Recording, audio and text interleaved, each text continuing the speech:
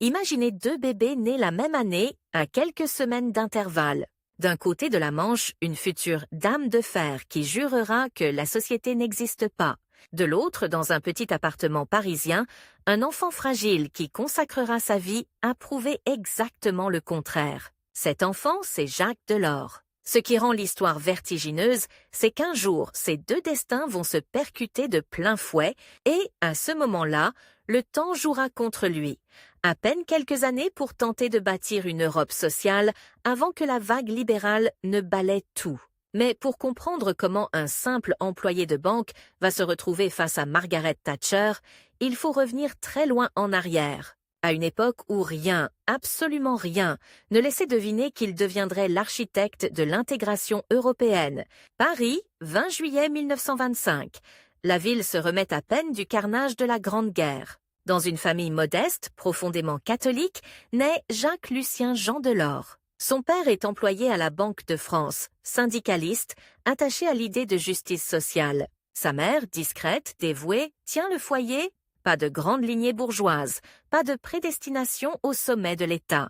Juste un milieu populaire, sérieux, où l'on croit au travail à la fois et à l'idée que chacun doit faire sa part. À la même époque, en Angleterre, la petite Margaret, fille d'un épicier méthodiste, apprend derrière le comptoir la rigueur, la parcimonie, la méfiance envers l'État.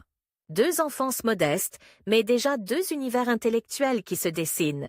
Communauté et solidarité d'un côté, individu, responsabilité, personnel et marché de l'autre. Le futur choc idéologique est en germe, même si ni Jacques ni Margaret ne peuvent encore l'imaginer. Jacques grandit dans ce Paris des années 30, où les journaux titrent sur la montée des fascismes, les grèves, la peur d'une nouvelle guerre. Le jeune garçon n'est pas un prodige de classe préparatoire. Il n'intégrera ni l'ENA ni Polytechnique. Il n'aura jamais le parcours brillant des élites françaises classiques. Son premier grand choix est au contraire brutalement pragmatique. Il lui faut travailler vite, aider sa famille, gagner sa vie. À l'adolescence, il assiste aux réunions où son père parle de conditions de travail, de salaire, de dignité ouvrière. Dans ces conversations de cuisine enfumée se forge quelque chose de profond, l'idée qu'une économie n'est pas seulement une affaire, de chiffres, mais d'êtres humains. Jacques écoute, il observe, il ne parle pas beaucoup. Ce trait ne le quittera jamais. Un homme d'écoute plus que de posture. Puis la guerre éclate, 1939. Jacques a 14 ans, l'armistice, l'occupation, les drapeaux nazis sur les bâtiments officiels, les files d'attente pour le pain, les tickets de rationnement, les rafles. Il est trop jeune pour prendre les armes, mais assez grand pour comprendre que les choix politiques ont des conséquences mortelles. L'Europe qu'il voit est une Europe en ruine morale autant que matérielle. Il retiendra de ces années une conviction qui ne le quittera plus. La paix n'est jamais donnée. Elle se construit. À la Libération, la France veut se reconstruire à marche forcée. Le pays a faim, le pays doute, mais le pays espère. Jacques, lui, n'a ni fortune ni piston. Il n'a pas le luxe d'attendre, ni celui de se perdre en grandes théories. En 1945, il entre à la Banque de France, comme son père, un poste modeste, une institution austère, à des années-lumière de ce qu'on imagine pour un futur président de la Commission européenne, et pourtant, c'est là que tout commence vraiment. La journée, il est cet employé sérieux, méticuleux, noyé dans les dossiers. Le soir, il étudie. Il fréquente le Conservatoire national des arts et métiers, suit des cours d'économie, de droit. Il lit Emmanuel Mounier, découvre le personnalisme, ce courant chrétien qui refuse de choisir entre le marché tout-puissant et l'État, écrasant, et qui place la personne humaine au centre, à une époque où l'affrontement semble se réduire à capitalisme vs communisme. Jacques Delors cherche déjà une troisième voie. Pendant que lui, à Paris, potasse des traités d'économie après 10 heures de travail, de l'autre côté de la Manche, Margaret Thatcher entre à Oxford, là où elle apprendra la rigueur des chiffres, lui apprend la complexité du réel. Immergée dans les mécanismes concrets de la monnaie française, elle s'aguerrit dans les joutes oratoires étudiantes, il s'endurcit dans l'ombre, dans la patience et la lente accumulation d'expérience. un choc silencieux se prépare. Au début des années 50, Jacques s'engage au sein de la mouvance catholique sociale. Il fréquente des militants de la jeunesse ouvrière chrétienne, discute avec des syndicalistes de la CFTC. Il n'est pas encore homme politique, mais déjà homme public, au sens le plus profond, obsédé par la question de la cohésion sociale, de la dignité au travail. Le syndicalisme ouvrier communiste, très puissant, l'intrigue, mais il refuse l'orthodoxie marxiste. Le gaullisme l'impressionne, mais il craint l'autoritarisme et le nationalisme. Il avance sur une ligne de crête. En 1957, l'Europe emprunte un virage que la plupart des citoyens ne voient pas venir. Le traité de Rome est signé, tout semble encore très technocratique, lointain. Mais dans les bureaux gris ou de leur travail, dans les réunions où l'on parle de planification, l'idée fait son chemin. Un marché commun, une interdépendance économique telle que la guerre deviendrait absurde. Pour beaucoup, ce n'est encore qu'un dossier. Pour lui, c'est déjà un horizon. Dans ces années-là, Jacques fonde aussi une famille, il se marie, devient père.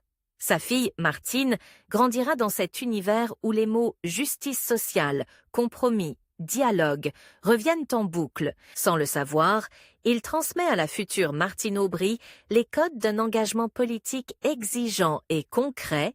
Là encore, la vie privée et la grande histoire se croisent en silence. L'ascension de Delors est lente, presque imperceptible. Il ne surgit pas d'un coup sur le devant de la scène. Par petites touches, il passe de la Banque de France au Commissariat général au plan, cette machine à imaginer la France de demain. Il y apprend à manier projection, scénario, arbitrage, mais surtout, il découvre une chose. Le pouvoir réel est souvent caché, dissimulé dans les arbitrages économiques, loin des caméras. Ce n'est pas encore le temps des affrontements avec Thatcher, mais déjà la logique de leur futur duel se dessine. Les économistes qu'il lit parlent de marché régulé, de compromis social.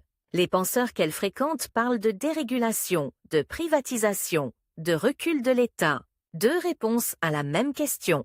Comment sortir de la crise de l'après-guerre sans briser la société? Fin des années 60, la France explose. Mai 68 secoue l'univers figé des institutions.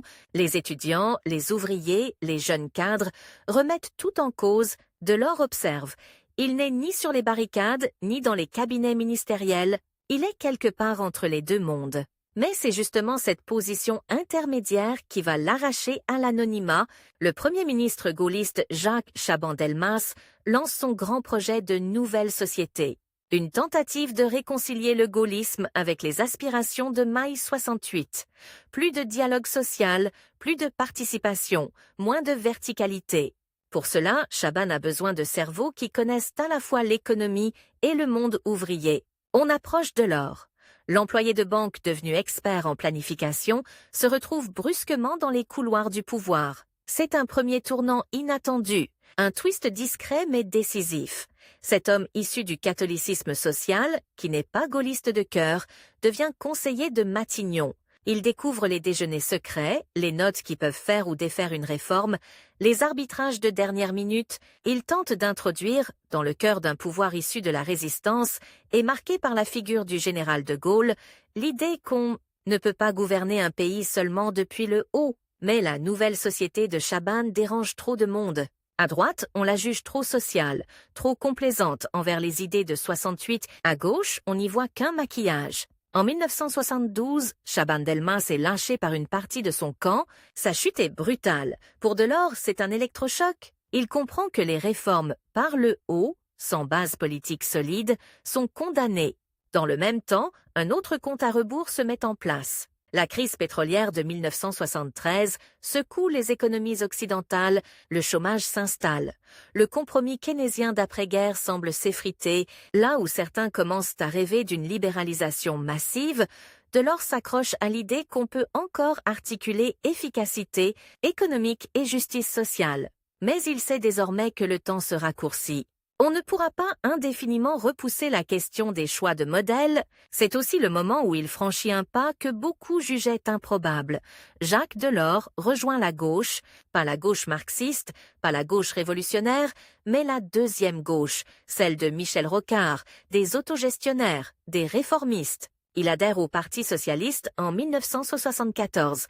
Dans le sillage de l'Union de la gauche, là, il se retrouve en concurrence directe avec une autre tradition, celle d'un socialisme plus étatiste, plus jacobin. Le conflit, désormais, n'est pas seulement avec la droite. Il est aussi au sein du camp qu'il vient de rejoindre. Pendant que Delors cherche sa place dans un PS encore dominé par François Mitterrand, la trajectoire de Thatcher s'accélère. En 1975, elle prend la tête du Parti conservateur britannique. En 1979, elle devient première ministre. Elle porte un projet d'une clarté tranchante.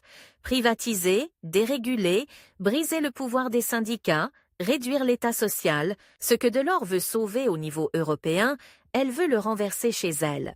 À ce moment précis, les deux destins se frôlent. 1979, la même année, Margaret Thatcher arrive au 10 Downing Street. Jacques Delors est élu député européen sur la liste socialiste française. Lui, à Strasbourg, découvre la mécanique intime du Parlement européen, les rapports de force entre pays, la fragilité de ce projet encore balbutiant. Elle, à Londres, commence à démanteler méthodiquement le consensus social d'après-guerre. Le terrain de leur futur affrontement se met en place, case par case. Au Parlement européen, Delors n'est pas une star médiatique, mais il devient rapidement une référence sur les dossiers économiques et monétaires. On le consulte, on l'écoute. Sa capacité à parler à la fois aux sociaux-démocrates allemands, aux démocrates chrétiens italiens, aux libéraux belges, l'impose comme un artisan du compromis. Il voit de l'intérieur les lenteurs, les blocages, les nationalismes qui freinent tout. Il comprend aussi que, sans échéance claire, sans pression du temps, l'Europe n'avancera jamais. C'est là qu'une idée commence à le hanter. Pour forcer les États à coopérer, il faudra leur fixer des dates, des objectifs, des délais. Un jour, il lui faudra dire « Vous avez 10 ans pour ». Vous avez jusqu'en 1992 pour. Le temps, ce n'est plus seulement l'arrière-plan de l'histoire, c'est l'arme qu'il lui faudra apprendre à manier. Mais pour l'instant, il n'est encore qu'un expert respecté, pas un décideur. C'est en France que tout va basculer. 1981. La France s'apprête à élire un président de gauche pour la première fois de l'aveu République. François Mitterrand affronte Valéry Giscard d'Estaing. Dans les meetings, on chante « Changer la vie ». On promet nationalisation, augmentation des salaires, nouvelle protection sociale. Delors, lui, regarde ces promesses avec un mélange d'espoir et d'inquiétude. Il sait l'état réel des finances publiques, la fragilité de l'économie, la contrainte européenne déjà là, silencieuse. Quand Mitterrand est élu, le 10 mai 1981, une foule immense se rassemble place de la Bastille, on agite des drapeaux rouges, on pleure, on rit. Dans cette marée humaine, le nom de Jacques Delors circule à peine. Pourtant, dans les jours qui suivent, c'est vers lui que le nouveau président va se tourner pour un poste explosif. Le ministère de l'économie et des finances. Un soir, le téléphone sonne. À l'autre bout du fil, on lui propose de prendre les clés de Bercy. Acceptera-t-il de porter un programme dont il sait, intimement, qu'il se heurtera à la dureté des chiffres et aux règles encore informelles de l'Europe en chantier? Sera-t-il capable de transformer ses convictions en décisions, ses compromis intellectuels en arbitrages brutaux? Ce qu'il ne sait pas encore, c'est que, en disant oui, il lancera un compte à rebours implacable, quelques années pour tester, en 1700 conditions réelles, si son rêve d'une économie de marché régulée et d'une Europe sociale peut survivre à la pression conjuguée des essais, marchés, des dogmes et de cet adversaire, désormais au pouvoir à Londres, qui incarne tout ce qu'il refuse. Au moment où il repose le combiné, deux horloges commencent à tourner dans des directions opposées. Dans la rue, la gauche fête la victoire, persuadée que l'histoire est enfin de son côté. Dans les comptes secrets de l'État, une autre réalité grince, celle d'un pays au bord du décrochage, cerné par les dettes, la spéculation, et une Europe monétaire impitoyable. Entre ces deux horloges, il n'y a qu'un homme, et il vient d'accepter le pire cadeau empoisonné de l'aveu République, le ministère de l'économie et des finances. Le lendemain, Jacques Delors franchit le seuil du bâtiment de la rue de Rivoli. Tout est solennel, feutré, presque glacial. Les dorures, les couloirs interminables, les bureaux où s'empilent des dossiers épais comme des encyclopédies. Sur certains, en lettres rouges, un mot revient, urgent. On lui tend des notes, des graphiques, des courbes qui montent et qui s'effondrent, inflation à 2 chiffres, déficit extérieur, chômage qui explose, franc attaqué, réserve de change qui fondent, derrière l'ivresse des promesses de campagne, nationalisation, hausse des salaires, création de centaines de milliers d'emplois. Public, il découvre l'envers du décor. Une économie à bout de souffle. Et surtout, une contrainte que la foule en liesse place de la Bastille ne voit pas. Le système monétaire européen. Une camisole invisible qui lie le franc aux autres monnaies. Quitter ce système, ce serait reprendre sa totale liberté et risquer le chaos. Y rester, ce serait accepter une discipline de fer. Pour l'instant, ce dilemme n'est qu'en filigrane. Mais très vite, il va devenir une question de jours, d'heures, presque de minutes. Delors sait qu'il est attendu. À gauche, on le regarde avec méfiance. Trop économiste, trop sérieux, pas assez lyrique. Tu vas nous faire de la comptabilité, Jacques, lance un camarade goguenard. À droite, on le soupçonne d'être l'exécutant docile d'un programme jugé suicidaire. Dans les marchés financiers, son nom ne signifie encore pas grand-chose. On guette seulement, la France va-t-elle tenir sa parole européenne ou céder à la tentation de la fuite en avant? Dans ses premiers mois, il tente l'impossible synthèse. Oui, il applique les grandes mesures du programme de la gauche. Augmentation du SMIC, 5e semaine de congés payés, retraite. À 60 ans, nationalisation des grandes banques et d'une partie de l'industrie, mais en même temps, il surveille chaque chiffre, chaque variation du franc, comme un médecin ausculte un patient fragile après une opération lourde. Les signes d'alerte ne tardent pas. L'argent fuit le pays. La bourgeoisie financière organise discrètement un exode des capitaux. Des valises de billets franchissent les frontières, direction la Suisse, le Luxembourg, Londres. En coulisses, un banquier avoue « Nous avons l'impression d'être assis sur un volcan ». Ce volcan, Delors voit sa température monter jour après jour, page après page, dans les dossiers qui s'entassent sur son bureau. Au même moment, à Londres, Margaret Thatcher déroule sa propre révolution. Elle casse les syndicats, privatise, dérégule. Là où Delors cherche l'équilibre entre justice sociale et discipline économique, elle assume le choc frontal. Les investisseurs comparent. La France, avec ses nationalisations et ses dépenses, paraît soudain incertaine, dangereuse. Le Royaume-Uni, malgré les conflits, affiche une direction nette. Le capital choisit son camp. Dans les réunions interministérielles, les tensions montent. D'un côté, Jean-Pierre Chevènement et d'autres ministres poussent pour aller jusqu'au bout de la rupture avec le capitalisme. De l'autre, Delors aligne chiffres et tableaux. Déficit extérieur abyssal, inflation qui ronge les salaires, risque de dévaluation en chaîne. Il ne parle pas de théorie, mais d'échéance. La prochaine réunion avec les partenaires européens, la prochaine date de règlement, des emprunts, la prochaine attaque spéculative. Un jour, un haut fonctionnaire lâche une phrase qui glace l'atmosphère. À ce rythme, monsieur le ministre, dans quelques semaines, et nous n'aurons plus assez de réserves pour défendre le franc. Quelques semaines, le compte à rebours se précise? Pour tenter de reprendre la main, le gouvernement dévalue le franc. 1 fois, 2 fois, 3 fois en moins de 2 ans. À chaque dévaluation, l'espoir, rendre les exportations plus compétitives, redonner de l'air à l'économie, mais à chaque fois aussi, un message terrible envoyé au marché. La France vacille. L'Europe s'interroge. À Bonn, à Bruxelles, à La Haye, on murmure « Les Français vont-ils nous entraîner dans leur chute ?» La pression se concentre sur Jacques Delors. À gauche, certains commencent à le considérer comme un traître en puissance, celui qui, tôt ou tard, bridera le changement. À droite, on se prépare déjà à dire « On vous l'avait bien dit ». Lui, au milieu, navigue à vue, coincé entre les rêves d'un peuple qui a cru au slogan « Changer la vie » et la mécanique froide des comptes nationaux. Et puis vient ce moment que beaucoup, encore aujourd'hui, décrivent comme une nuit de bascule. Mars 1983, l'Élysée. François Mitterrand a réuni ses principaux ministres et conseillers. Le décor est presque théâtral. Tentures lourdes, lumière tamisée, dossiers éparpillés sur une grande table. Dehors, Paris dort. Dedans, on joue le destin économique et européen du pays. Sur la table, 2 scénarios. Premier scénario, la France sort du système monétaire européen, elle retrouve sa liberté monétaire, peut dévaluer autant qu'elle le souhaite, relancer l'économie par la dépense, renvoyer au monde le message d'une gauche qui ne renonce pas. C'est la voie prônée par Chevènement et une partie du Parti socialiste. Deuxième scénario, la France reste dans le SME, accepte des politiques de rigueur, contrôle les salaires, réduit les dépenses publiques, stabilise le franc. C'est la voie que défend Delors, au nom d'un choix clair. L'Europe d'abord, même au prix d'une rupture avec une partie de la gauche, les avis s'affrontent, les phrases se cognent, les silences sont lourds. À un moment, la discussion se resserre sur un point.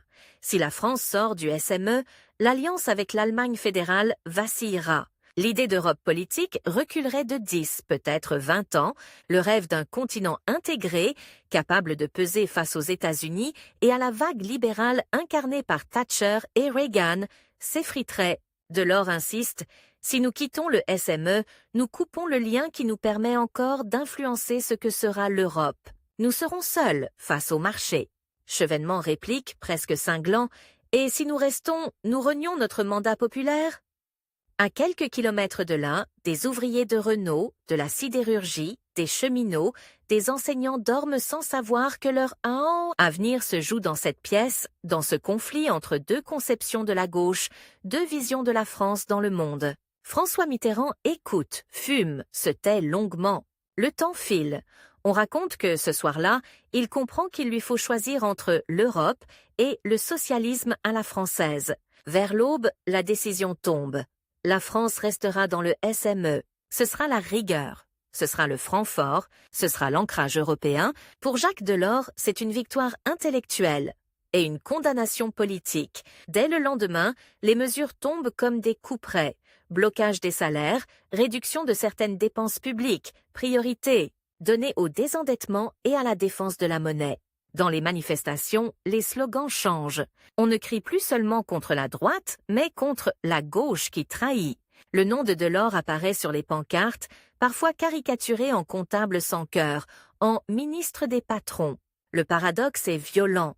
Cet homme, formé dans le catholicisme social, obsédé par la justice, se retrouve à incarner le visage austère de la rigueur. Mais dans l'ombre, quelque chose se noue. À Bonn, à Bruxelles, à Luxembourg, on commence à le regarder autrement.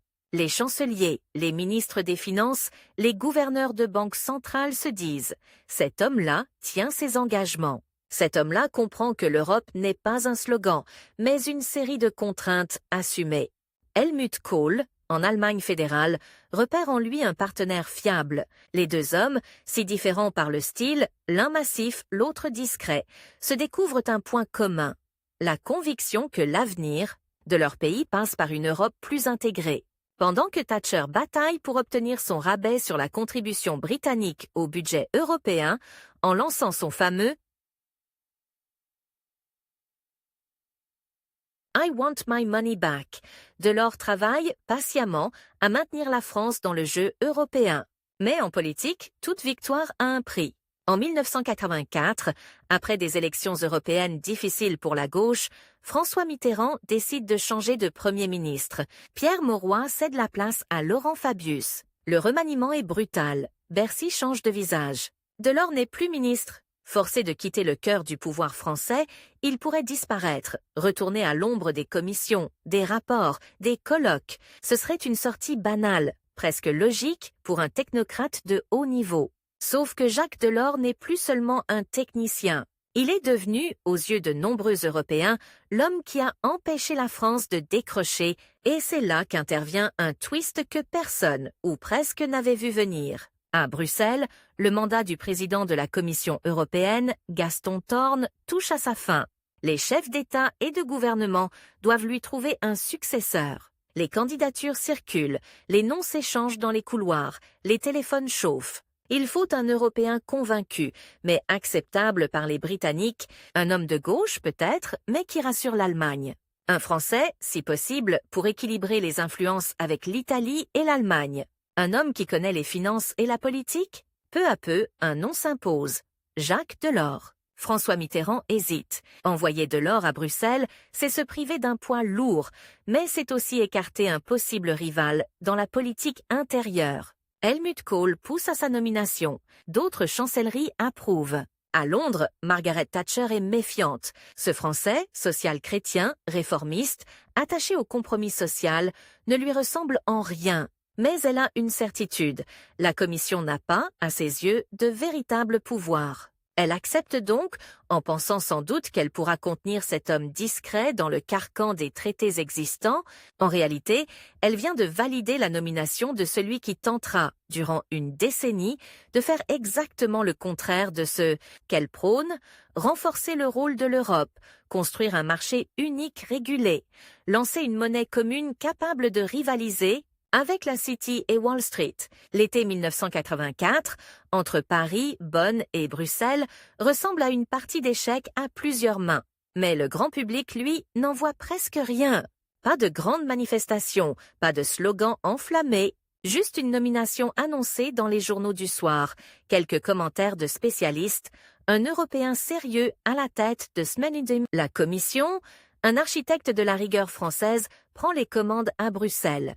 Pour Delors, c'est un nouveau départ. Il sait ce que beaucoup ignorent. La fenêtre de tir est étroite. Il aura, au mieux, 10 ans pour changer en profondeur un système européen conçu à l'origine comme un marché agricole et industriel, et non comme un espace politique, 10 ans pour convaincre des gouvernements jaloux de leurs prérogatives d'accepter un transfert de pouvoir vers une institution supranationale, 10 ans, peut-être moins, avant que la vague libérale venue de Londres et de Washington ne devienne la norme indiscutable. Le temps, encore une fois, devient son allié et son ennemi. Un matin de janvier 1985, il franchit les portes du Berlaymont, ce grand bâtiment en forme de croix posé sur Bruxelles comme un vaisseau administratif. Les couloirs sont gris, les néons blafards, les piles de dossiers déprimantes. La Commission européenne, vue de l'intérieur, n'a rien de spectaculaire. Beaucoup la considèrent comme une immense bureaucratie sans âme. Coincée entre les capitales qui se méfient d'elle, Delors s'arrête un instant devant une vitre, regarde la ville grisâtre, la pluie fine, il pense à la rue de Rivoli, aux nuits blanches de 1983, aux manifestations où il était insulté, aux séances de travail avec Kohl, aux affrontements budgétaires avec les Britanniques. Ce qu'il s'apprête à tenter dépasse tout ce qu'il a fait jusque-là. À Bercy, il devait sauver la monnaie française. Ici, il veut faire naître quelque chose qui n'existe pas encore, un véritable espace européen où les frontières économiques et peu à peu politiques se dissoudront. Dans quelques semaines, il présentera aux chefs d'État et de gouvernement une idée qui en surprendra plus d'un.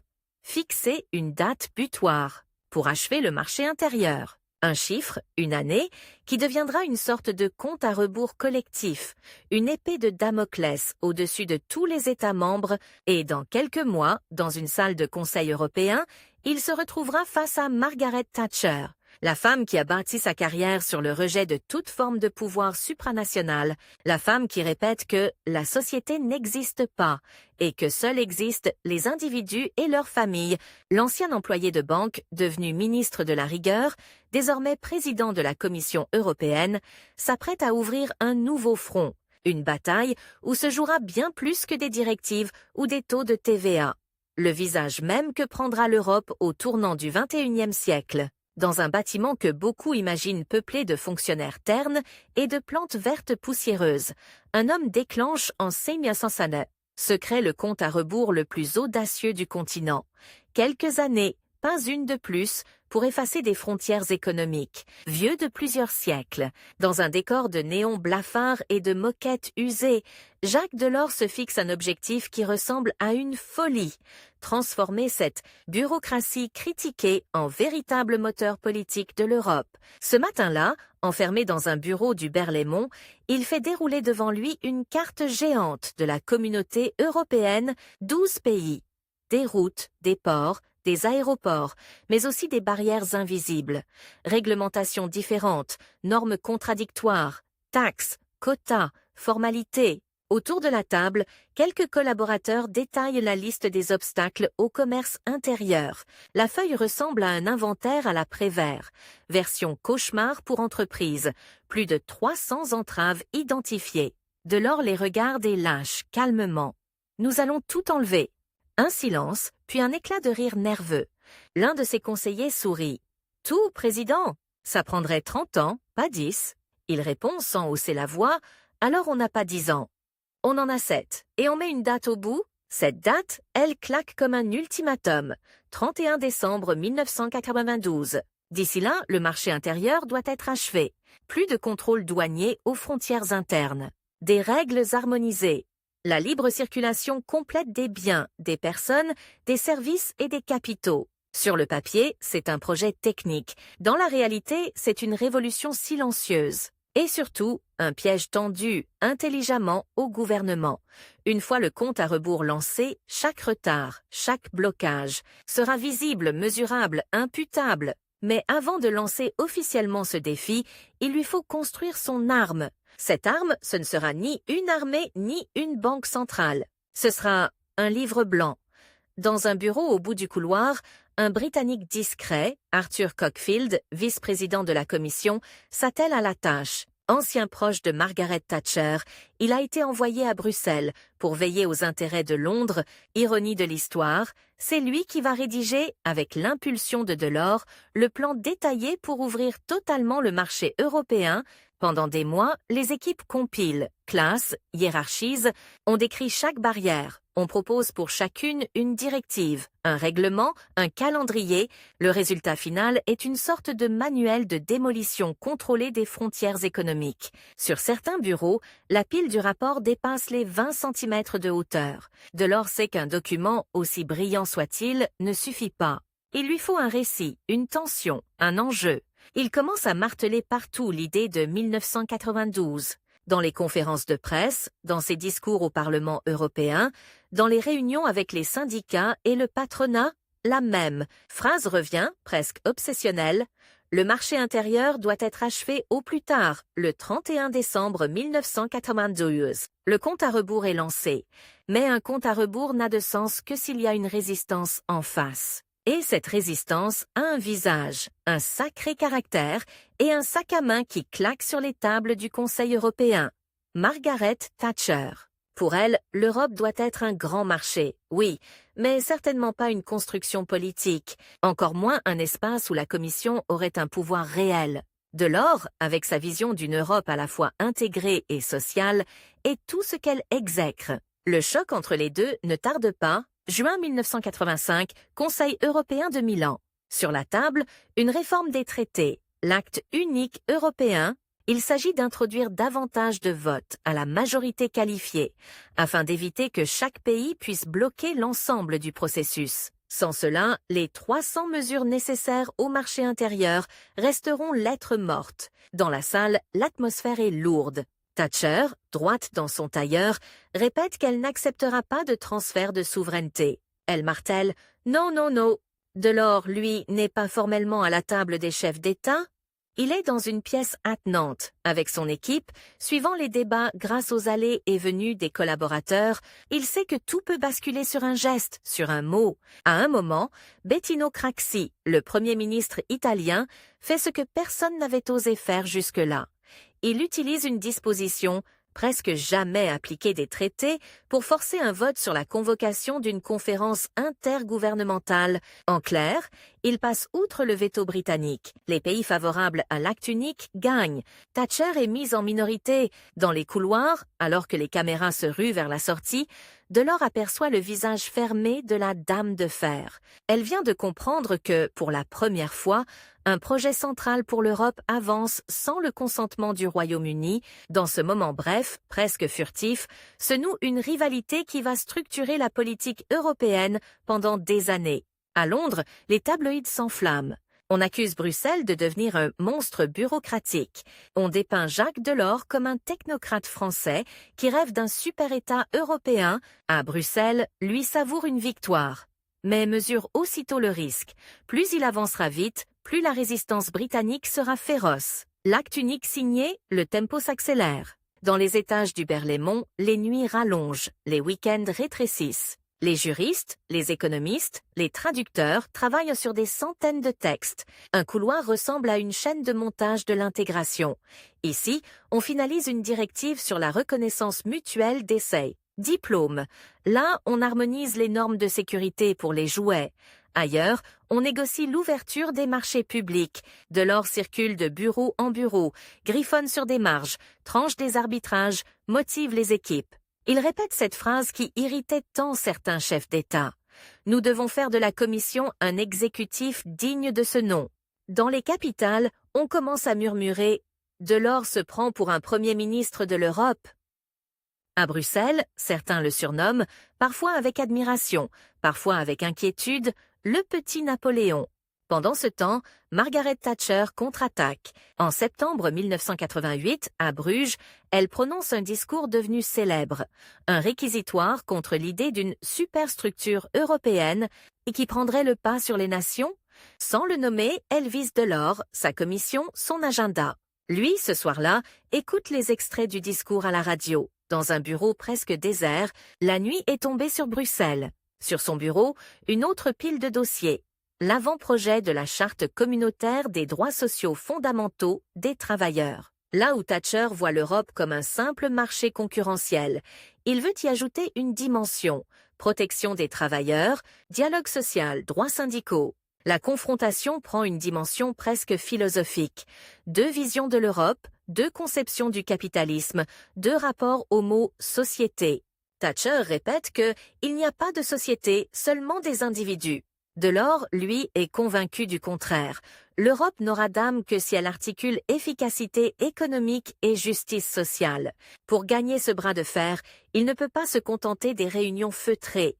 Il décide de parler directement à ceux que Thatcher considère comme ses adversaires traditionnels, les syndicats britanniques. En 1988, il se rend à Bournemouth, devant le congrès du Trades Union Congress. La scène est presque surréaliste. Un Français, président de la Commission européenne, ovationné par des syndicalistes anglais qui, quelques années plus tôt, n'auraient juré que par la lutte contre Bruxelles, Delors leur promet une Europe qui ne sera pas seulement un marché, mais aussi un espace de droits sociaux, de négociations collectives, de protection. Dans la salle, on l'applaudit debout. À Londres, ce succès provoque la fureur de Thatcher. Elle comprend que Delors ne mène pas seulement une bataille institutionnelle. Il tente de se rallier les opinions publiques contre sa vision. La rivalité entre les deux devient presque personnelle. Dans les conseils européens, la tension est palpable. Les caméras captent ses regards qui en disent long, ses phrases lancées avec une politesse glaciale. D'un côté, la dame de fer, sûre de sa légitimité nationale, appuyée sur une majorité parlementaire solide. De l'autre, l'ancien ministre de la rigueur, sans base électorale propre mais armé d'un réseau d'alliances. Parlementaires européens, syndicats, patrons favorables aux grands marchés, gouvernements allemands, français, espagnols, italiens, et, pendant que ce duel occupe les médias, le compteur continue de tourner. 1992 approche. Dans les bureaux des statistiques, on mesure déjà les effets des premières mesures adoptées, les camions passent les frontières plus vite, les fils aux postes douaniers raccourcissent, des entreprises commencent à envisager la production à l'échelle européenne plutôt que nationale, mais il reste encore des dizaines de textes à adopter. Chaque mois compte. C'est alors qu'un événement vient bouleverser la donne, bien au-delà des calculs de calendrier. L'automne 1989, la chute du mur de Berlin. Ce soir-là, Delors rentre tard chez lui, à la télévision, il voit des images presque irréelles. Des jeunes dansent sur le mur, des familles s'embrassent par-dessus des blocs de béton. Des soldats de l'Est laissent passer la foule. L'histoire s'emballe. La division du continent, qui avait structuré toute la politique européenne depuis 1945, se fissure sous ses yeux. L'onde de choc est immédiate. En quelques semaines, la question qui se pose est simple. Qu'adviendra-t-il de l'Allemagne ? La réunification devient probable. Une Allemagne réunifiée, plus grande, plus peuplée, plus puissante, est à la fois une promesse et une inquiétude. Dans les couloirs de la Commission, les scénarios se multiplient. Certains craignent une Allemagne qui, une fois réunifiée, regardera davantage vers l'Est que vers Bruxelles. D'autres imaginent une Europe à plusieurs vitesses. Delors, lui, voit dans ce moment historique un risque, mais aussi une opportunité. Accélérer l'intégration pour ancrer définitivement l'Allemagne dans une union politique et monétaire, c'est là que reprend vie un autre projet sur lequel il travaillait en coulisses, l'union économique et monétaire. Depuis 1988, un comité présidé par lui, composé de gouverneurs de banques centrales, planche sur un plan détaillé pour passer, en forme de Donheim, plusieurs étapes à une monnaie unique. Les débats sont techniques, parfois arides, convergence des taux d'inflation, discipline budgétaire, indépendance de la future banque centrale. Mais derrière les équations, il y a une intuition politique. Une monnaie unique rendra matériellement irréversible l'intégration européenne. L'idée n'a rien de consensuel. À Bonn, la Bundesbank craint pour la stabilité monétaire allemande. À Londres, Thatcher fulmine à l'idée de perdre la livre sterling. À Paris, certains gaullistes voient dans cette monnaie commune un abandon symbolique insupportable. Delors, encore une fois, joue contre le temps. Il sait que la fenêtre est étroite. Tant que Helmut Kohl est au pouvoir, tant que Mitterrand est à l'Élysée, tant que l'élan post-chute du mur existe, il peut tenter de faire accepter ce projet. Mais les mandats politiques, eux aussi, ont leur compte à rebours. Chaque élection peut tout remettre en question. En 1990, Margaret Thatcher est affaiblie, contestée dans son propre camp, sa confrontation permanente avec l'Europe, son refus du moindre compromis, las, son entêtement face à la perspective de l'union économique et monétaire cristallise des mécontentements. En novembre, elle tombe, poussée vers la sortie par ses propres députés. Ironie cruelle, celle qui avait construit sa carrière sur le refus d'une Europe intégrée est renversée en grande partie parce qu'elle n'a pas su gérer son rapport à cette même Europe. Pour Delors, c'est un tournant. Son principal adversaire direct n'est plus là. John Major, qui lui succède, est plus prudent, plus discret, moins charismatique. Le rapport de force change. Cela ne veut pas dire que tout devient facile, mais le duel incarné, spectaculaire, s'achève. La bataille, désormais, se déplace dans les détails des négociations. Ces négociations culminent à Maastricht, en décembre 1991. Dans cette petite ville néerlandaise aux façades sages, les chefs d'État et de gouvernement se retrouvent pour tenter de conclure un nouveau traité. L'ordre du jour tient en deux mots qui vont bientôt s'imprimer dans la mémoire collective. Union européenne. Les nuits de Maastricht sont longues, tendues.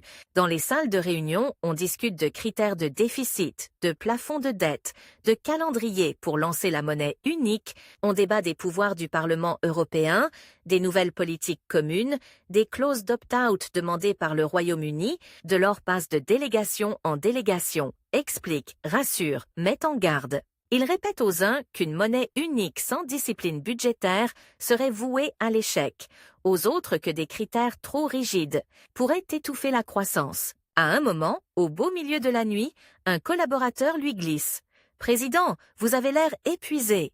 Il répond avec un demi-sourire « Je suis fatigué, oui ?» Mais si on rate cette occasion, on n'aura peut-être plus jamais l'occasion de tenter ça. Au petit matin, les traits tirés, les mines graves, les dirigeants posent pour la photo officielle. Le traité de Maastricht est signé. Pour la première fois, l'expression Union européenne entre dans le droit. La voie vers la monnaie unique est tracée. Même si le chemin sera encore long, semé de référendums, de crises, de peurs. Lorsqu'il remonte dans sa voiture, Delors ferme les yeux quelques secondes. Il sait qu'il vient de participer à un basculement historique, mais il sait aussi que le compte à rebours n'est pas terminé. Il lui reste à achever, en parallèle, le chantier du marché intérieur, à donner vie à la dimension sociale, à convaincre des opinions. Public de plus en plus sceptique, le 1er janvier 1993, quand le marché intérieur est officiellement proclamé achevé, les douanes des frontières internes ne ferment pas toutes spectaculairement, beaucoup étaient déjà presque symboliques. Les contrôles se faisaient au hasard. Il n'y a pas de feu d'artifice aux barrières autoroutières. Mais les camions passent sans s'arrêter, les formulaires s'allègent, les entreprises parlent désormais de Europe, comme d'un espace unique. Pour les citoyens, les changements sont parfois discrets, mais bien réels. Reconnaître son diplôme dans un autre pays devient un peu plus simple, voyager pour travailler un peu moins compliqué, Acheter un produit fabriqué à l'autre bout du continent un peu plus banal. Derrière ces un peu, il y a des milliers d'heures de négociations, de réunions, de batailles parlementaires. Dans la presse européenne, certains titrent « L'Europe de Delors ». C'est excessif, bien sûr. Une telle transformation n'est jamais l'œuvre d'un seul homme. Mais c'est un signe. En 10 ans, ce fils de dactylo-parisienne, ancien employé de banque, a imposé une marque. Il a donné un visage, une voix, un rythme à une institution que beaucoup jugeaient condamnée à la grisaille. Mais le temps, toujours lui, continue de s'égrener. Le mandat de Delors à la tête de la commission touche à sa fin. Officiellement, il pourrait encore continuer. Plusieurs chefs d'État seraient prêts à soutenir un 3e mandat. Dans les couloirs de Bruxelles, des rumeurs circulent. Il resterait pour accompagner les premières étapes de la mise en place de la monnaie unique. Lui, pourtant, hésite. 10 ans de pression constante, de négociations, de conflits laissent des traces. Il a sacrifié une partie de sa vie personnelle à cette mission. Et, en France, un autre compte à rebours commence à s'afficher dans les journaux, celui de l'élection présidentielle de 1995. Les sondages, les éditorialistes, certains responsables socialistes murmurent la même chose. Delors pourrait gagner. Delors doit y aller. Entre Bruxelles et Paris, entre l'Europe qu'il a contribué à façonner et la France qui semble l'appeler, un nouveau choix se profile. À nouveau, une horloge se met en marche, inexorable, vers une date inscrite au calendrier politique. À nouveau, des alliés le pressent, des adversaires se préparent, des scénarios s'échafaudent. Pour Jacques Delors, qui a passé une décennie à imposer son tempo à l'Europe, l'heure approche où il devra, pour la première fois, décider s'il veut prendre de front le temps le plus cruel de la démocratie, celui d'une campagne nationale, avec ses passions, ses coups bas, ses illusions. Mais cette fois, le compte à rebours ne se mesure plus en directives ni en sommets européens. Il se mesure en semaines, en mois, en attente. Et le choix qu'il s'apprête à faire va surprendre tout le monde, amis comme ennemis. On a déroulé le tapis rouge mentalement, on l'a déjà imaginé au balcon de l'Élysée, main levée devant la foule. Et pourtant, tout s'effondre en 20 secondes. Pas dans une salle de crise, pas dans un bunker politique, mais dans le calme feutré d'un plateau de télévision, un soir de décembre. Ce soir-là, Jacques Delors fait quelque chose d'inconcevable pour la classe politique française. Alors qu'il est donné gagnant à l'élection suprême, il décide de ne pas jouer la partie. L'hiver 1994 s'abat sur Paris. Derrière les vitres embuées d'un appartement discret, le téléphone n'arrête pas de sonner. Sondage après sondage, le même scénario se répète. Si Delors est candidat à la présidentielle de 1995, il arrive en tête devant Jacques Chirac, devant Édouard Balladur, devant tous les prétendants socialistes. Dans les états-majors, on ne parle que de lui. À droite, on prépare la contre-offensive. À gauche, on retient son souffle. Au Parti socialiste, Lionel Jospin et les autres figures du camp progressiste sont comme suspendus à une seule question. Jacques y va ou il n'y va pas? Le compte à rebours est réel, presque physique. Il y a une date limite pour déposer officiellement une candidature. Chaque journée qui passe ajoute une couche de tension. Les unes de journaux se succèdent. Delors, l'homme providentiel? L'Europe à l'Élysée? Le mystère Delors? Dans les couloirs de Bruxelles, ses anciens collaborateurs le pressent. Vous avez porté l'Europe pendant 10 ans. Maintenant c'est la France qui vous appelle. Lui écoute, discute, doute. À 69 ans, après une décennie passée à la tête de la commission, il pourrait réclamer un repos légitime, mais il sait aussi que peu de responsables ont, un jour dans leur vie, cette situation rarissime. Être à la fois attendu, largement apprécié et objectivement favori, renoncer serait presque une insulte à la logique politique. Un soir, dans un salon parisien, un proche lui lance « Si vous ne vous présentez pas, ce sera votre plus grande erreur ». Delors répond, pensif, « L'erreur, ce serait peut-être d'accepter un rôle pour lequel je ne suis pas fait ». Le duel se dessine pourtant déjà dans les imaginaires. D'un côté, Jacques Chirac, professionnel des campagnes, tribun de la fracture sociale. De l'autre, Jacques Delors, architecte de l'Europe, homme de rigueur et de compromis, qui pourrait ramener une France hésitante vers le cœur du projet européen. Chirac sent la menace, Balladur aussi. À droite, on décortique ses discours, on prépare des angles d'attaque, technocrate bruxellois, homme du Francfort, Monsieur Maastricht. La compétition se prépare comme une finale, avant même que le match ne soit officiellement lancé. Et puis vient ce fameux dimanche de décembre 1994, sur l'écran du journal télévisé, Delors apparaît, grave, mais sans dramatisation théâtrale. Pas de drapeau derrière lui, pas d'estrade, pas de foule. Un studio neutre, presque froid. Le journaliste pose la question que tout le pays attend. Alors, êtes-vous candidat? Delors respire un instant. Il sait qu'en quelques mots, il va faire basculer des mois de spéculation, briser des stratégies, déconcerter des millions de gens, qui parfois ne connaissent de lui que deux choses, l'Europe et 1992. Il articule calmement « Non, je ne serai pas candidat à l'élection présidentielle ». 20 secondes. 20 secondes pour inverser le cours probable de sa vie. Dans les permanences socialistes, certains se prennent la tête entre les mains. Sur les plateaux de télévision, les commentateurs bafouillent. À droite, un frisson de soulagement parcourt les états-majors. L'adversaire le plus dangereux vient de s'éliminer lui-même. La compétition, la vraie, se jouera finalement entre Chirac, Balladur et, sur la gauche, un candidat choisi en urgence, Lionel Jospin. Pourquoi ce renoncement ? Les raisons sont multiples. Le refus d'une campagne où il faudrait promettre ce qu'il ne pourra pas tenir, l'usure physique et morale, la crainte de devoir abandonner sa liberté de parole européenne pour les contraintes d'un mandat national. Mais il y a aussi autre chose, plus intime, le sentiment peut-être que sa grande bataille a déjà été menée à Bruxelles et non à Paris. À partir de ce soir-là, une autre vie commence. Sans cortèges officiels, sans moteurs hurlant dans les cortèges, sans armée de conseillers en communication. Pour la première fois depuis longtemps, Jacques Delors n'a plus de fonction exécutive. Il n'est ni ministre, ni président de commission, ni candidat. Il redevient ce que beaucoup craignent de devenir en politique, un homme sans titre. Mais il a quelque chose de plus précieux qu'un portefeuille ministériel, une vision et surtout une œuvre déjà visible. Le marché intérieur existe, le traité de Maastricht est signé. La monnaie unique n'est plus un rêve, elle a un calendrier, 1999 pour la mise en place scripturale, 2002 pour les pièces et les billets. Encore un compte à rebours. Pour Delors, c'est une évidence. Il ne sera pas celui qui appose sa signature sur les euros, mais il ne veut pas voir ce chantier lui échapper. Il crée une fondation, baptisée Notre Europe. Le nom n'est pas anodin, pas Mon Europe, pas l'Europe, mais notre Europe. Une Europe appropriée par ses citoyens, pas seulement par ses technocrates. Dans un bureau plus modeste que ceux de la Commission, avec des meubles qui grincent un peu plus, il réunit des chercheurs, des économistes, des juristes, des anciens collaborateurs. Sur un tableau blanc, on n'inscrit plus 1992, mais d'autres dates, 1999, 2002, 2004.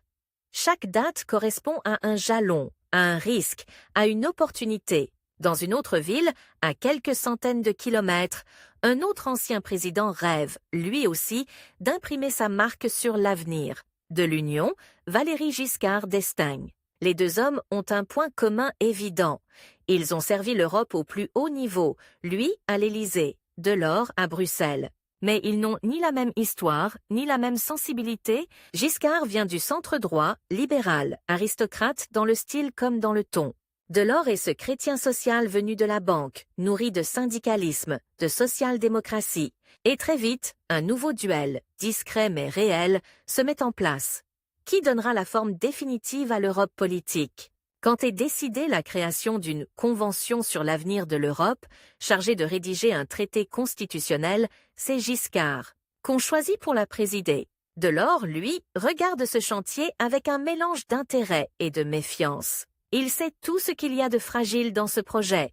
Vouloir donner à l'Europe une constitution, un texte unique, lisible, presque solennel. Il sait aussi à quel point les peuples peuvent se cabrer dès qu'ils ont le sentiment qu'on leur impose une construction trop abstraite. Dans les colloques, dans les tribunes, le contraste entre les deux hommes devient un fil rouge. Giscard parle architecture institutionnelle, présidence stable, symbole constitutionnel.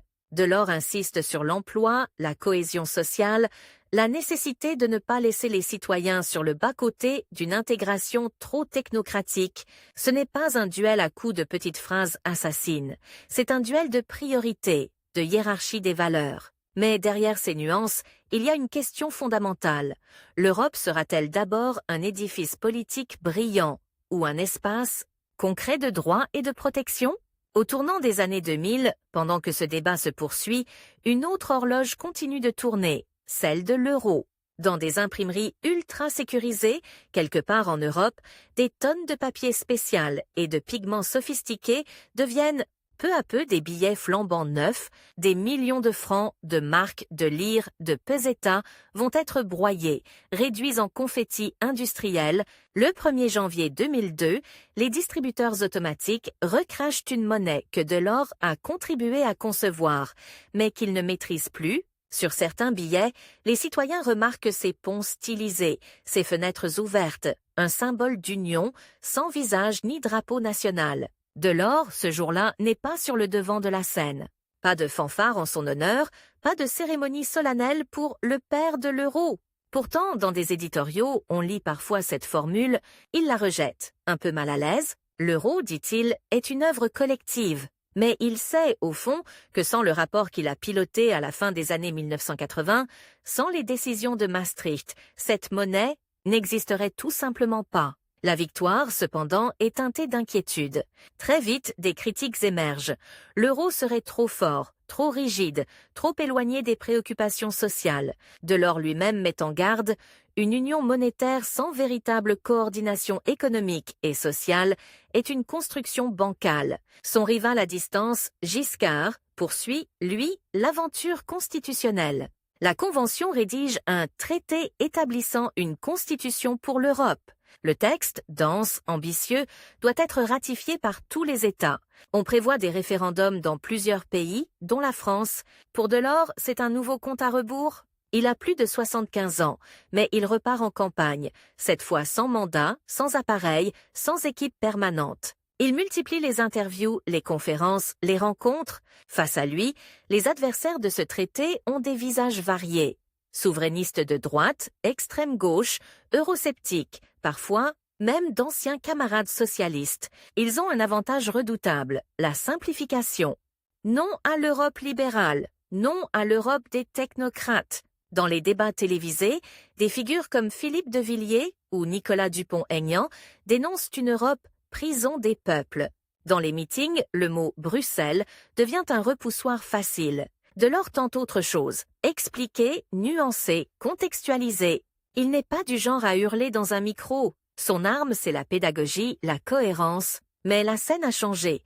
Les plateaux télé attendent des formules chocs, des petites phrases. L'ancien président de la commission apparaît parfois comme un homme d'un autre temps, trop sérieux, trop complexe, à un jeune militant qui lui demande un jour « Comment convaincre simplement les gens de voter oui ?»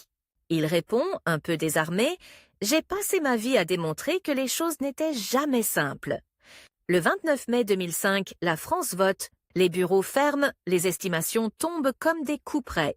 Non majoritaire. Le traité constitutionnel est rejeté. Dans le silence d'un salon, devant un écran de télévision qui clignote, Jacques Delors contemple ce résultat qui lui donne la sensation d'un coup de poignard au ralenti. La France, pays fondateur, moteur historique de l'intégration, dit non à un texte européen auquel il croyait. Son rival de toujours dans cette bataille de l'avenir, Giscard, encaisse lui aussi. Mais là où l'ancien président de la République boit sa défaite avec amertume, Delors y voit surtout un signal d'alarme. L'Europe n'a pas seulement un problème d'institution, elle a un problème de lien avec ses citoyens. Les années suivantes n'apaiseront pas ces inquiétudes. Crise financière de 2008, crise de la zone euro, plan de sauvetage à répétition, austérité imposée à des pays déjà à genoux. En Grèce, en Espagne, au Portugal, des jeunes descendent dans la rue, brandissant des pancartes où l'Union européenne est représentée, sous forme de pieuvres ou de vautours. Pour celui qui rêvait d'une Europe protectrice, cette réalité est dure à regarder. Il multiplie les mises en garde. Sans politique de croissance, sans solidarité, la monnaie unique risque de devenir un carcan. Il propose des solutions, des budgets d'investissement, des mécanismes de mutualisation. Mais il n'a plus les leviers de pouvoir entre les mains. Ses notes sont lues, respectées, parfois applaudies, puis enterrées dans des tiroirs. Pendant ce temps, le monde politique français se renouvelle sans lui.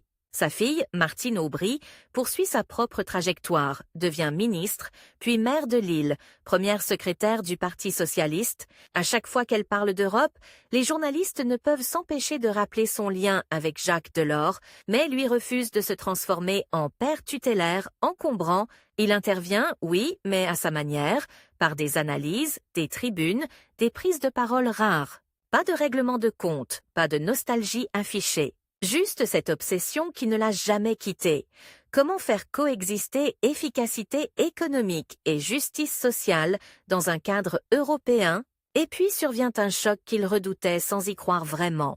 Le Brexit. 23 juin 2016. Le Royaume-Uni vote pour quitter l'Union européenne. Dans les studios de télévision, Nigel Farage exulte, Boris Johnson sourit. Le mot « leave » s'affiche en rouge sur les écrans. Delors, vieux monsieur désormais, regarde ce scénario qu'il avait précisément tenté d'éviter pendant des années. Une Europe qui perd, un de ses grands membres, un pays qu'il avait combattu politiquement, certes, mais qu'il voulait conserver dans la famille européenne. Ironie cruelle, son ancienne rivale, Margaret Thatcher, n'est plus là pour voir la conséquence ultime de ce malaise entre Londres et Bruxelles.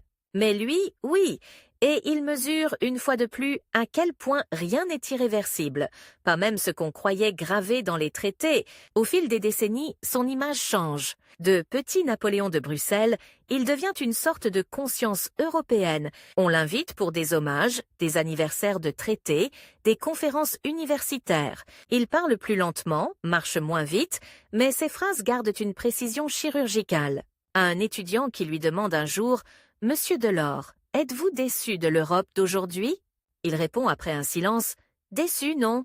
Inquiet, oui, mais je préfère l'inquiétude active à la nostalgie passive. » Les années passent. Les dirigeants changent. L'euro survit à ses crises. L'Union se réforme par petits pas, sans éclat, sans grande vision comparable à celle des années 1980-1990. Mais dans les bibliothèques, dans les archives, dans les cours d'université, une expression revient, l'ère Delors. 10 ans pendant lesquels la Commission européenne a cessé d'être un secrétariat technique pour devenir, ne serait-ce qu'un moment, un véritable moteur politique. Le 27 décembre 2023, la nouvelle tombe. Jacques Delors est mort à 98 ans dans son appartement parisien. En plein cœur des fêtes de fin d'année, alors que les vitrines clignotent et que les familles se retrouvent, un autre compte à rebours s'achève, celui d'une vie. Les images reviennent en boucle. Le jeune ministre des Finances rigoureux, le président de la Commission au regard perçant. L'homme, au verbe posé devant le Parlement européen, le vieil sage coiffé de ses éternelles lunettes. Quelques jours plus tard, la République lui rend hommage. Sous les voûtes d'un bâtiment chargé d'histoire, les drapeaux européens et français se croisent, mêlant leurs couleurs, des responsables de tous bords politiques, certains qui l'ont combattu, d'autres qui l'ont admiré, se lèvent en silence. Sur un écran, on projette ces cartes de l'Europe avant et après lui. Frontières ouvertes, monnaie disparue, élargissements successifs. On pourrait croire que l'histoire retiendra surtout ses titres, ses fonctions, ses dates. Mais ce sont d'autres images qui restent. Un homme penché sur une carte, entouré de listes interminables d'obstacles à supprimer. Un président de commission qui lance un compte à rebours de 10 ans pour ouvrir un marché unique. Un quasi-candidat à l'Élysée qui, à la surprise générale, renonce au sommet de sa popularité. Un vieux militant qui, jusqu'au bout, s'inquiète plus du sort de l'Europe que de son propre héritage. Son grand rival de la dernière partie de sa vie européenne, Valéry Giscard d'Estaing, n'est plus là pour commenter, Margaret Thatcher non plus. Beaucoup de ceux avec qui il s'est battu, heurté, compromis, ont disparu. Reste la trace laissée par leurs affrontements. Une union imparfaite, contestée, parfois mal aimée, mais infiniment plus intégrée. Qu'au jour où Delors en a franchi les portes, au fond, son histoire ressemble à un paradoxe. L'homme qui aurait pu devenir président de la République française a préféré laisser sa grande œuvre s'inscrire dans un espace sans frontières, sans capitale unique, sans visage officiel. Son concurrent le plus redoutable n'aura peut-être pas été Thatcher, Giscard ou Chirac, mais quelque chose de plus insaisissable. Le temps, qui use les convictions, la lassitude des peuples, la tentation du repli. Et pourtant, malgré les crises, malgré les non, malgré les sorties, ce qu'il a lancé continue de fonctionner chaque jour, dans le silence des postes de douane désaffectés, dans les habitudes des millions de gens qui paient en euros, étudient à l'étranger, traversent les frontières sans même y penser, le compte à rebours de sa vie est terminé. Celui de son œuvre, lui, continue. Chaque crise européenne rallume la question. Jusqu'où tiendront les fondations posées par Jacques Delors? La réponse, désormais, appartient à ceux qui, sans toujours le savoir, vivent déjà dans son Europe. Une Europe qu'il voulait à la fois efficace et juste, ouverte et protectrice, audacieuse et humaine. Une Europe qui, si elle veut survivre, devra sans doute un jour retrouver ce mélange explosif de rigueur et d'audace qui avait fait de Jacques Delors non pas seulement un grand fonctionnaire, mais un personnage de drame, de combat, de renoncement et de pari, fou gagné contre la montre.